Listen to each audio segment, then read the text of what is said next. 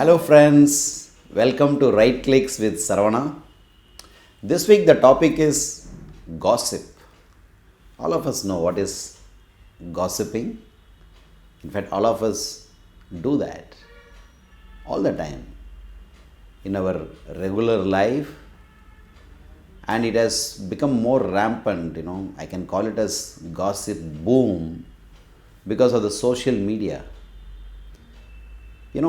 Mindlessly we share information without checking the veracity of it.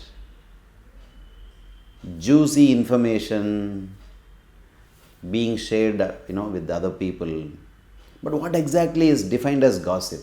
It's generally considered as an informal conversation, idle talk, or a rumor, generally about somebody's private life or decisions.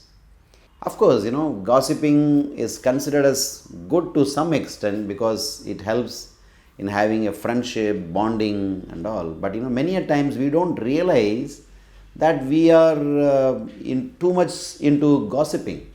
It's said in a communication between two adults, 60% of the communication is all about somebody else.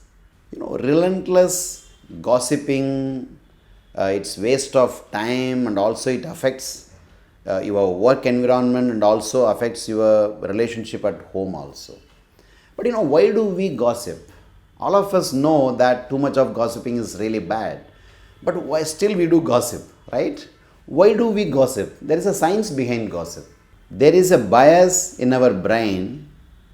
Because of that, we always enjoy a kind of superiority for a moment when we talk bad about others. By showing others in inferiority, we somehow attain a level of superiority. So that gives you some happiness because our brain is hardwired to favorably judge ourselves and to harshly judge others. So that's the shortcut brain will always be taking. So a false sense of superiority we get while gossiping. Secondly, University of California psychologists, they have come up with some interesting conclusions, and they said many virtues are because of gossiping. One is it reduces anxiety, it improves relationships and friendships. In women, gossiping, women are generally considered to be more into gossiping, but I think scientifically that's not correct also. Correct. Anyway, in women, gossiping induces the hormone progesterone. Progesterone hormone is really very much important to reduce anxiety and increase friendship. Also, gossiping has been found to be inducing the secretion of pleasure hormones like dopamine, serotonin, and oxytocin. But too much of gossiping has its severe adverse effects. As I said, gossiping is a chain reaction, and complaining is really a contagious thing. So because of that, it has many adverse effects, but I would mention 5 of them. Gossiping is a poison. Why? Number 1, it instills a false sense of superiority. You get enjoyment by showing someone inferior rather than improving yourself. Secondly, it sows distrust amongst others. Thirdly, it really affects your integrity, your reputation. Fourth one is it definitely affects the relationships over a longer term. And the fifth one is it will come back to haunt you. Friends, the people who are gossiping with you are going to gossip about you also. We need to remember this, because what goes around will come around. So friends, how to avoid too much gossiping? It may look that gossiping is a socially accepted norm. It happens naturally, but we need to be aware that it's because of your brain bias. We tend to do gossiping. We need to be aware of that, right? How we can avoid gossiping? It is attributed to Socrates. It's called triple filter test. One day a disciple went to Socrates and he was started telling about something bad about Socrates' friend. So Socrates immediately stopped the disciple, saying like, let's do a triple filter test. First one is it true? Whatever you heard about my friend, is it true? There is truth or not? And the disciple was not sure about it, right? He just heard it from someone. And the second one is it good? Is it something good to hear? He said no. And the third one is it useful? By hearing that particular information about my friend, will it be of any use for me or for my friend? If you don't clear this three filter test, then absolutely I don't really need to hear that.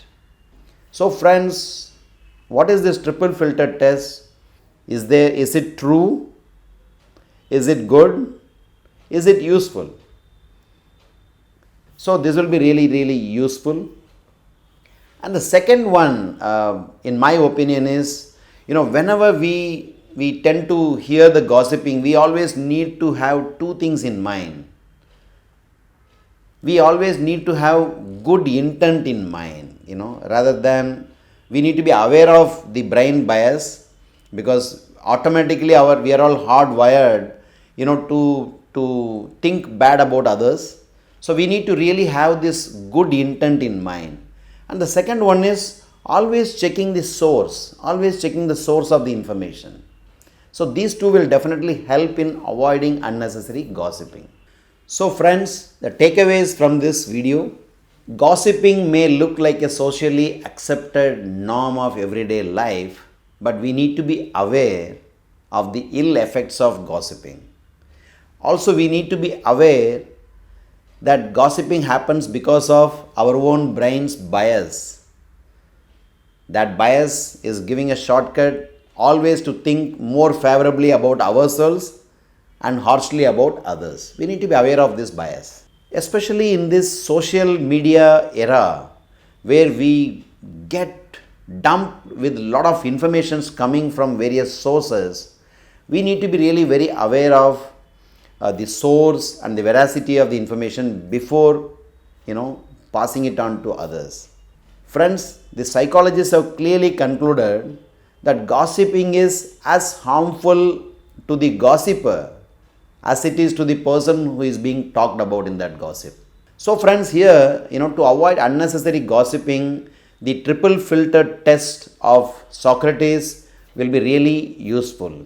Is it true? Is it good? Is it useful?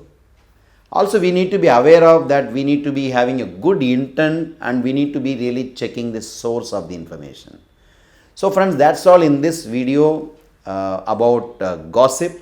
You may subscribe to this channel and like this video. Till I see you next week. Bye bye.